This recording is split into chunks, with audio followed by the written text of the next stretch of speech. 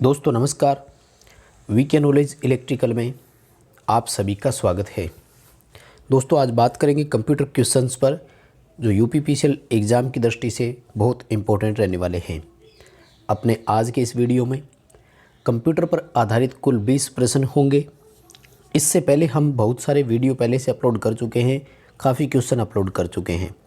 Playlist में जाकर के आप उन प्रीवियस वीडियोज़ को भी ज़रूर देखें, क्योंकि हम कोशिश की जाती है हर बार नया क्वेश्चन देने की। कोई भी क्वेश्चन हम रिपीट नहीं करते हैं, इसलिए उम्मीद करते हैं कि आपने वो प्रीवियस क्वेश्चन भी देखे होंगे, क्योंकि कुल मिलाकर के सभी क्वेश्चन आपको पढ़ने पड़ते हैं। अपने इन 20 क्वेश्चन को डिटेल से एक्सप्लेन करेंगे और आपको बहुत विस्तार से समझाएंगे। सभी क्वेश्चन को लास्ट तक आप ज़रूर देखना। क्वेश्चन पसंद आ जाए तो वीडियो को लाइक ज़रूर कर देना, अपने फ्रेंड्स को भी आगे शेयर ज़रूर करें। आप यदि चैनल पर नए आए हो तो चैनल को सब्सक्राइब ज़रूर करना। दोस्तों कंप्यूटर पर आधारित क्वेश्चन है ये। RSCIT, CCC, राजस्थान पुलिस और राजस्थान में पटवारी की भी यदि आप तैयारी करते हैं तो आपके लिए भी ये वीडियो बहुत इम्पोर्टेंट रहने वाला है। तो सभी क्वेश्चंस को आप ज़रूर ध्यान से देखें। चलिए अपने क्वेश्चन से शुरू करते हैं। नंबर 1 क्वेश्चन अपना है कि माइक्रोसॉफ्ट पावर पॉइंट में Ctrl+D प्रेस करने से क्या होगा। दोस्तों ध्यान रखना, सबसे इम्पोर्टेंट शॉर्टकट की है माइक्रोसॉफ्ट पावर पॉइंट की। ठीक है, Ctrl+D जो होता है ये होता है सेलेक्टेड स्लाइड का डुप्लीकेट तैयार करना। डुप्लीकेट आप समझते होंगे, यानी जिस तरह की स्लाइड आपने तैयार की थी ठीक वैसे ही आप एक स्लाइड और बनाना चाहते हैं। तो अपने क्वेश्चन का आंसर सी होगा, स्लाइड का डुप्लीकेट बन जाएगा यदि आप Ctrl+D का प्रेस करते हैं। बहुत इंपॉर्टेंट क्वेश्चन है, कई बार पेपर में आ भी गया है। चलिए सेकंड क्वेश्चन की ओर चलते हैं। सवाल नंबर 2 कह रहा है कि माइक्रोसॉफ्ट एक्सेल 2016 में बाय डिफ़ॉल्ट कितनी वर्कशीट ओपन होती है। दोस्तों एक्सेल में जो पेजेस यूज किए जाते हैं उनको वर्कशीट कहते हैं। जैसे माइक्रोसॉफ्ट वर्ड में पेज कहा जाता है, माइक्रोसॉफ्ट पावर पॉइंट में उनको स्लाइड्स बोलते हैं, वैसे ही माइक्रोसॉफ्ट एक्सेल में उनको वर्कशीट कहते हैं। 2010 तक बाय डिफ़ॉल्ट 3 वर्कशीट ओपन होती थी और जितनी भी हम चाहते हैं तो ऐड कर सकते थे। माइक्रोसॉफ्ट एक्सेल 2016 में बाय डिफ़ॉल्ट केवल 1 वर्कशीट ओपन होती है। उसके बाद आपको जितनी रिक्वायरमेंट है तो आपको प्लस प्लस प्लस करते जाना है, यानी ऐड करना होता है। तो बाय डिफ़ॉल्ट 1 होती है, इससे पहले कितनी होती थी? 3 होती थी। नेक्स्ट अपना क्वेश्चन है कि माइक्रोसॉफ्ट पावर पॉइंट में न्यू स्लाइड के लिए शॉर्टकट की क्या है। अब देखो कंफ्यूज क्या करेगा, ध्यान से समझना। न्यू स्लाइड के बारे में पूछ रहा है। माइक्रोसॉफ्ट पावर पॉइंट में जो फाइल बनती है उसको हम प्रेजेंटेशन बोलते हैं। यानी अगर पेपर में क्वेश्चन होता कि न्यू प्रेजेंटेशन कैसे लेंगे और यहाँ पर पूछा गया न्यू स्लाइड कैसे लेंगे, तो 2 अलग अलग क्वेश्चन है। एक प्रेजेंटेशन आपकी चल रही थी, आपके पास 5 स्लाइड पहले से थी, आप चाहते हैं एक नई स्लाइड और लेना। इसके लिए शॉर्टकट की होती है Ctrl+M। बी ऑप्शन की ओर जाएंगे। जबकि नई प्रेजेंटेशन ही अगर आपको तैयार करनी है तो इसके लिए Ctrl+N होता है, न्यू प्रेजेंटेशन के लिए। तो अभी अपना बी ऑप्शन रहेगा। नेक्स्ट अपना क्वेश्चन है कि विंडो 10 में कौन से 2 फीचर एक समान ही है। दोस्तों विंडो 10 से पहले विंडो 7, विंडो 8, विंडो 8.1 ये वर्जन आए थे, माइक्रोसॉफ्ट द्वारा विकसित किया गया था। तो इन सब में जो अपने मोबाइल्स में अभी आप देखते होंगे एक ऑप्शन मिलता है सेटिंग का। कंप्यूटर में विंडो 10 से पहले सेटिंग्स का कोई ऑप्शन नहीं था। तो फिर हम कंप्यूटर की सेटिंग कैसे करते होंगे? तो कंप्यूटर की सेटिंग्स को वहाँ पर कंट्रोल पैनल नाम दिया हुआ था। यानी जिस तरह की भी आप सेटिंग कंप्यूटर की बदलना चाहते हैं तो उसके लिए आपको कंट्रोल पैनल ओपन करना होता था।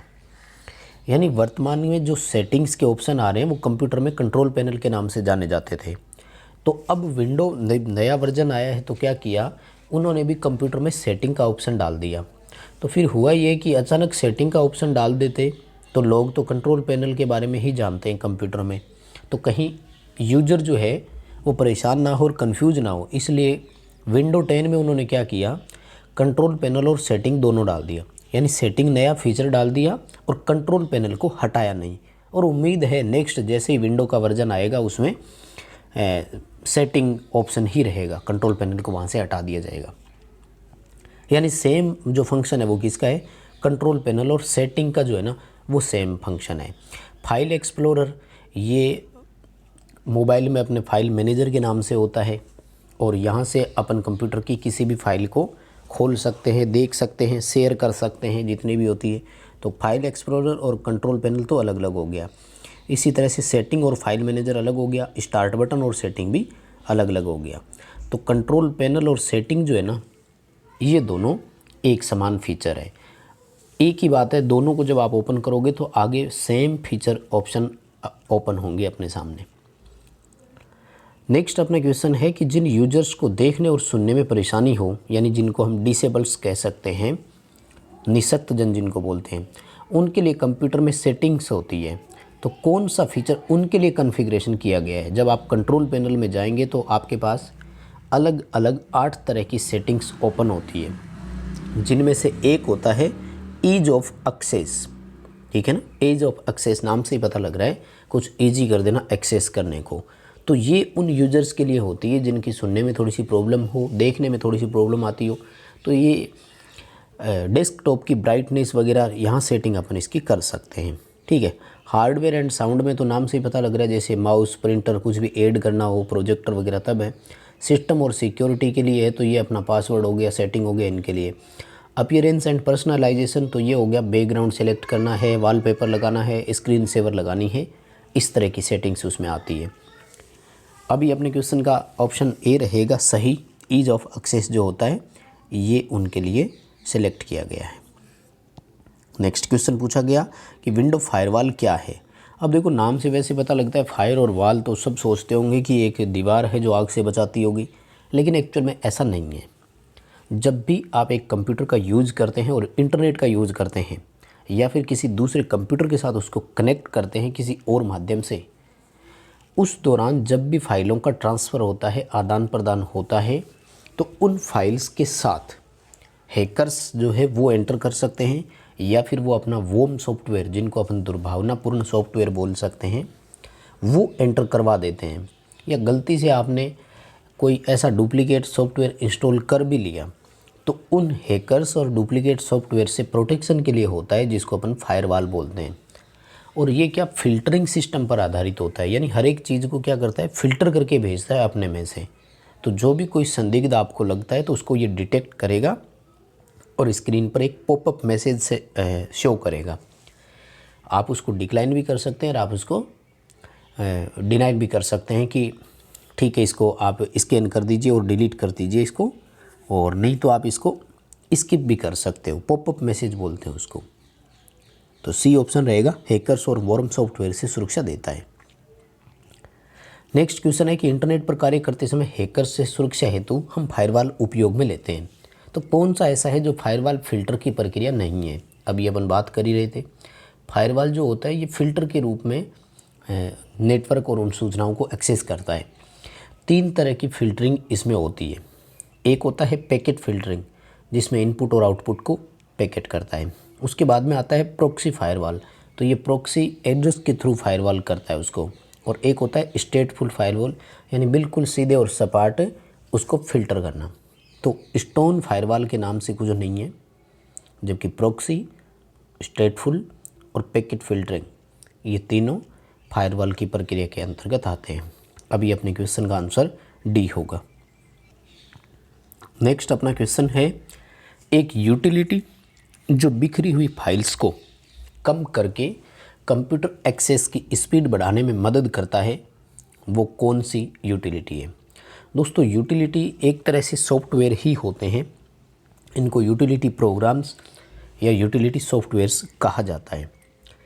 ये यूजर यानी सिस्टम सॉफ्टवेयर, एप्लीकेशन सॉफ्टवेयर दोनों की तरह ही नहीं होता, यूजर और सिस्टम दोनों के लिए नहीं, लेकिन कंप्यूटर के लिए होते बड़े ज़रूरी है। और इनमें कई चीज़ें आती हैं, जिनमें से एक है अपना डिस्क डीफ्रेगमेंटर। जो बिखरी हुई फाइल्स होती है उनको फ्रेगमेंट बोलते हैं।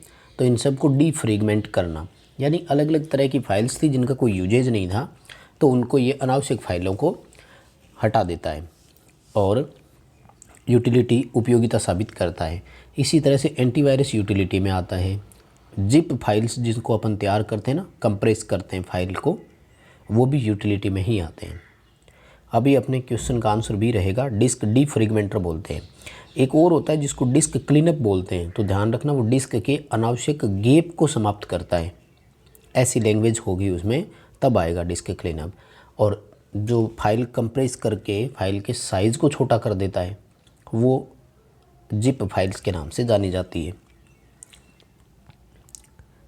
नेक्स्ट अपना क्वेश्चन है कि एक वास्तविक स्थान जिसमें ISP इंटरनेट सर्विस प्रोवाइडर के लिंक से जुड़े हुए राउटर के द्वारा wide local area network, WLAN का मतलब है वाइड लोकल एरिया नेटवर्क का निर्माण करके इंटरनेट की सुविधा प्रदान की जाती है, उस फिजिकल लोकेशन का नाम क्या है? तो दोस्तों उसको हम हॉटस्पॉट एंड टेथरिंग बोलते हैं। मोबाइल हॉटस्पॉट आपने देखा होगा, तो ये एक तरह का लोकल वाईफाई कहलाता है, ठीक है। तो इंटरनेट सर्विस प्रोवाइडर यानी जिसके फ़ोन में चल रही थी इंटरनेट, तो वो इंटरनेट सर्विस प्रोवाइडर हो गया। उसमें एक राउटर था, हमने जब ओपन किया तो wide local area network on हो गया, उससे एक निर्माण हो गया और इंटरनेट की सुविधा हमने यूज कर ली। तो इसको हॉटस्पॉट एंड टेथरिंग के नाम से जाना जाता है। क्वेश्चन का आंसर अपना ए होगा। लाईफाई जो होता है ये वाईफाई से ही बड़ा होता है, ठीक है। लाईफाई में मैग्नेटिक स्ट्रीम होती है, जबकि वाईफाई में EM इलेक्ट्रोमैग्नेटिक वेव होती है। नेक्स्ट अपना क्वेश्चन है कि निम्न में से सत्य कथन कौन सा है, या कौन से, दोनों ही है। सत्य कथन है इतना पूछा है। स्टेटमेंट फर्स्ट कह रहा है अपन से कि एंड्रॉयड गूगल का ऑपरेटिंग सिस्टम है जो लिनक्स कर्नल पर बना हुआ है। साथियों बहुत इंपॉर्टेंट क्वेश्चन है, इसमें 3-4 क्वेश्चन बन गए एक में ही। सबसे पहला ये ध्यान रखें कि एंड्रॉयड किसके द्वारा विकसित किया गया? गूगल के द्वारा। एंड्रॉयड है क्या? ऑपरेटिंग सिस्टम है एक प्रकार का। किस पर आधारित है? लिनक्स कर्नल पर आधारित है, ये कर्नल पर बना हुआ है। क्या अलग अलग तरह के नाम थे इनके ऑपरेटिंग सिस्टम के।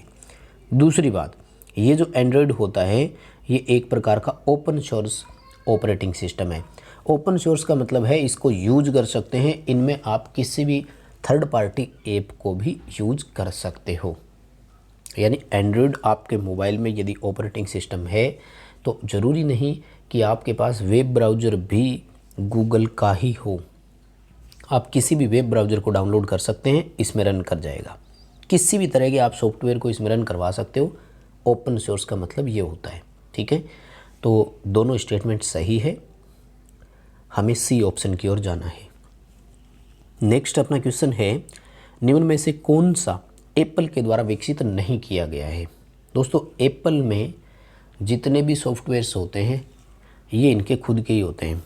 जैसे सबसे पहले मैं बात करूं एप्पल का ऑपरेटिंग सिस्टम जिसका नाम है इंक ऑपरेटिंग सिस्टम। क्या कमजोरी है इसकी कि ये ओपन सोर्स ऑपरेटिंग सिस्टम नहीं है।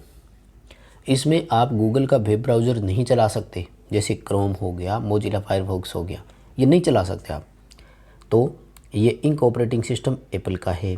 आईफोन ये एक छोटा डिजिटल और मल्टीमीडिया टाइप का उस है जिसमें म्यूजिक वगैरह मिलते हैं आपको देखने को, ठीक है। एप्पल के द्वारा विकसित किया, यानी एप्पल के फ़ोन में यदि आपको गाने सुनने हैं तो आईपॉड आपके पास उसमें इंस्टॉल होना चाहिए, ठीक है। आप MX प्लेयर डाउनलोड करके नहीं चला सकते।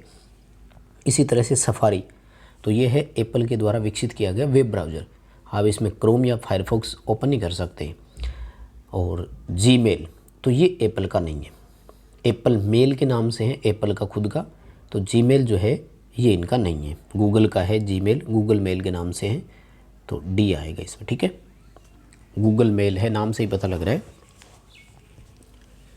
नेक्स्ट अपना क्वेश्चन है कि कंप्यूटर पर ईमेल को डाउनलोड करने के लिए किस प्रकार का खाता व्यक्तिगत खाते को संकेत करता है? दोस्तों ईमेल के लिए 3 प्रोटोकॉल सबसे अधिक काम में लेते हैं। मैं आपको तीनों प्रोटोकॉल की बात बताता हूँ। एक होता है POP, दूसरा होता है IMAP और तीसरा होता है SMTP, ठीक है, सिंपल मेल ट्रांसफ़र प्रोटोकॉल। तो SMTP का उपयोग तो तब करते हैं जब हम किसी को मेल सेंड कर रहे होते हैं, हम जब मेल भेजते हैं उस दौरान SMTP का उपयोग होता है। इसके लिए इनकमिंग मेल का कोई रोल नहीं है। ये खाता किसी बिजनेस का हो सकता है और किसी का पर्सनल भी हो सकता है। लेकिन इनकमिंग मेल जो होती है उसके लिए दो तरह के प्रोटोकॉल होते हैं। एक है POP3, एक होता है IMAP, पोस्ट ऑफिस प्रोटोकॉल, और इंटरमीडिया जो प्रोटोकॉल होता एक्सेस प्रोटोकॉल होता है वो है। इनमें क्या होता है कि जो POP होता है ना, ये पर्सनल खाते के लिए होता है और IMAP होता है बिजनेस अकाउंट के लिए। क्वेश्चन का आंसर अपना ए होगा, POP3 आएगा। नेक्स्ट क्वेश्चन है कि माइक्रोसॉफ्ट वर्ड में किसी फाइल को बंद करने की शॉर्टकट की क्या है। वर्ड, एक्सेल, पावरपॉइंट कुछ भी हो, आपने यदि कोई फाइल ओपन कर रखी है तो Ctrl+W बंद करने से वो क्लोज हो जाती है, यानी एक तरह से एग्ज़िट हो सकते हैं। और अदरवाइज़ आप Alt+F4 का उपयोग भी यदि करें तब भी हो जाएगा। Alt+F4 से भी हो सकता है, ठीक है। नेक्स्ट क्वेश्चन है कि निम्न में से असत्य कथन कौन सा है। गलत कथन की पहचान करनी है इस बार, ठीक है। कंप्यूटर का कोई IQ नहीं होता, इंटेलिजेंट क्वेश्चन नहीं होता, तो ये बिल्कुल सही बात है। कंप्यूटर बिल्कुल एक डम्ब यानी मूक मशीन है और वो खुद कुछ नहीं करता है, तो कोई IQ नहीं होता है, ठीक है। उसको जिस तरह की कमांड दी जाती है वो उसी तरह का आउटपुट देगा, भले गलत करवा रहे हो आप उससे। दूसरा स्टेटमेंट कह रहा है कि 5th जनरेशन के जो कंप्यूटर थे उनमें आर्टिफिशियल इंटेलिजेंस, कृत्रिम बुद्धि की अवधारणा की शुरुआत हमने कर दी थी। तो ये दोनों स्टेटमेंट बिल्कुल सही है, इसलिए डी उत्तर आएगा, दोनों ही नहीं, क्योंकि हमसे तो रॉन्ग स्टेटमेंट पूछा गया था, तो गलत स्टेटमेंट तो दोनों ही नहीं हुए। और नेक्स्ट अपना क्वेश्चन है कि निम्न में से कौन सी भाषा 5th जनरेशन के कंप्यूटर की है। 5वीं पीढ़ी के कंप्यूटर में जो लैंग्वेज यूज की गई थी वो कौन सी है। तो विजुअल बेसिक भी है और जावा भी है, इसमें तो दो ऑप्शन आ गए, ठीक है। ये दोनों इसी के हैं। .NET भी थी, 3 भाषाएं थी, ठीक है। VB यानी विजुअल बेसिक, जावा और .NET, जबकि C++ ये डेटाबेस जो लैंग्वेज थी ये 4th जनरेशन की है और पास्कल जो है वो 3rd जनरेशन की है। तो इसमें तो अपने ए और बी दोनों सही मानने हैं, ऑप्शन टाइप करने में गलती हो गई थी। नेक्स्ट अपना क्वेश्चन है कि एक इंटरनेट बोट जो www पर, वर्ल्ड वाइड वेब पर सूचना को व्यवस्थित तरीके से ब्राउज़ करता है। दोस्तों आपने अभी अपन ने बात की थी सर्च इंजन के बारे में। सर्च इंजन जो होते हैं जैसे गूगल हो गया, बिंग, याहू, तो ये जितने भी होते हैं ना, तो ये एक तरह से वेब ब्राउज़र में होस्ट की तरह होते हैं। यानी वेब ब्राउज़र, जैसे हमने गूगल का वेब ब्राउज़र यूज किया तो इसमें एक सर्च इंजन भी यूज करना पड़ेगा जो क्लाइंट से रिक्वेस्ट लेकर के यानी डिमांड लेकर के सूचनाओं को एक्सेस करके उसको इन्फॉर्मेशन देगा। तो इसके लिए सर्च इंजन 3 काम करता है, जिसका सबसे पहला काम होता है वेब क्राउलिंग, और ये वो क्राउलिंग ही होती है जिनमें वो उनसे रिलेटेड सभी सूचनाओं को एक तरह से यानी रेंगता हुआ सब जगह जाता है और सारी सूचनाओं को एकत्रित कर लेता है। फिर उनकी एक वेब इंडेक्सिंग बना देता है। इंडेक्सिंग मतलब आप अपने सामने ऐसे लिस्ट ओपन होती है वेब ब्राउज़र में, फिर जब अपन उस पर फर्दर क्लिक करते हैं तो वो कहलाता है वेब सर्चिंग। तो अभी अपना ऑप्शन ए रहेगा, वेब क्राउलिंग कहलाती है ये प्रक्रिया, सूचनाओं को व्यवस्थित तरीके से ब्राउज करना। नेक्स्ट अपना क्वेश्चन है कि निम्न में से कौन सा एक वेब ब्राउज़र नहीं है। देखो, सफारी वेब ब्राउज़र है और ये एप्पल का है। ओपेरा ये भी एक प्रकार का वेब ब्राउज़र है। माइक्रोसॉफ्ट एज ये भी वेब ब्राउज़र है, जबकि गूगल नहीं है, ठीक है ना। गूगल एक प्रकार का सर्च इंजन है, तो गूगल का वेब ब्राउज़र कौन सा है फिर, तो इसके लिए पूरा नाम आना चाहिए, पेपर में ध्यान रखना, गूगल क्रोम, ठीक है। क्रोम जो होता है ना वो वेब ब्राउज़र है, गूगल सर्च इंजन की श्रेणी में आएगा। नेक्स्ट अपना क्वेश्चन है कि सोशल नेटवर्किंग साइट का एग्जाम्पल कौन सा है। तो फेसबुक, ट्विटर और इंस्टाग्राम होगा, सिंपल क्वेश्चन है, सब जानते हो। अमेजोन, फ्लिपकार्ट और स्नैपडील ये एक तरह से ई कॉमर्स साइट के एग्जाम्पल हो गए। Google drive, Dropbox, one drive ये क्लाउड स्टोरेज के एग्जाम्पल हो गए। ऑनलाइन डॉक्यूमेंट स्टोर करना, गूगल, याहू और बिंग ये एक तरह से सर्च इंजन के एग्जाम्पल हो गए। अभी अपने क्वेश्चन का आंसर ए करना है।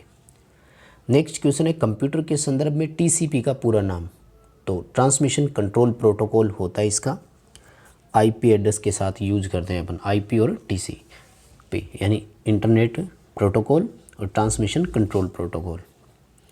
नेक्स्ट अपना क्वेश्चन है कि किसी भी विंडो एप्लीकेशन में F1 प्रेस करने से क्या होगा। F1 कहीं भी प्रेस कर देना आप, कब आपने माइक्रोसॉफ्ट वर्ड ओपन कर रखा है, एक्सेल ओपन कर रखा है, पावर पॉइंट ओपन कर रखा है या नोटपैड वर्डपैड कुछ भी ओपन कर रखा है, जब भी आप F1 प्रेस करोगे तो help and support centre open हो जाएगा। यानी आपको उसके बारे में ट्रबल शूटिंग बताई जाएगी